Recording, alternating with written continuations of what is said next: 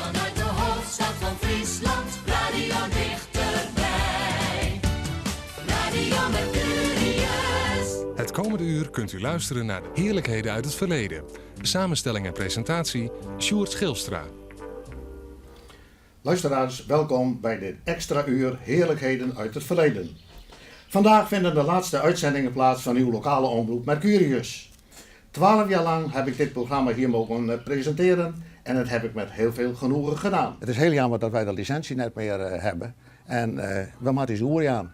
Zo werkt het nou een keer steeds niet in het leven. Ja. Niks kan blowen, alles gaat voorbij. Ik zei tegen Kees, je moest overal een feestje van maken, maakt niet mooi uit, toch? He? De gemeente van Ljouwert lutst de stekker in maart uit de lokale omroep. Ze joegen een negatief advies aan het commissariaat van de media voor een nieuwe uitstuurvergunning. Dat wie omdat er bij de lokale omroep Jedder een soort probleem wienen met bestuur en directie. De meewerkers spinnen nog altijd teleurgesteld over het besluit. Met name de motivering die aan die keuze ten grondslag ligt. En dat is kort samengevat, nou dit is er weer een frisse. En ik vind dat nou niet bepaald een overtuigende argumentatie om Mercurius als oud vuil bij de weg te zetten.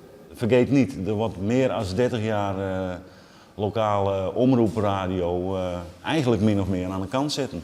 En dat doet best wel een beetje zeer. Mercurius begon in de 80 jaren als illegale stuurder Aquarius. Daarna kwam de status van lokale omroep. De stuurder zie het op verschillende plakken in de stad. Licoseer in de studio onder Bagijnenstritten. Maar na Joert is het dien. De radio houdt op te bestingen en de meewerkers van televisie hebben een nieuw plakvoen. Binnen GPTV krijgen wij dus een platform om televisie te maken. En daar ben ik heel erg blij mee. Met televisie voor Leeuwarden maken. Maar we houden sowieso wel even contact. En ook al is de aanleiding triest, het lieke Joert wel een reunie van oud-meewerkers. Er is al wel een nieuwe lokale omroep, Leo, maar het is nog net duidelijk wanneer die begint met uitsturen.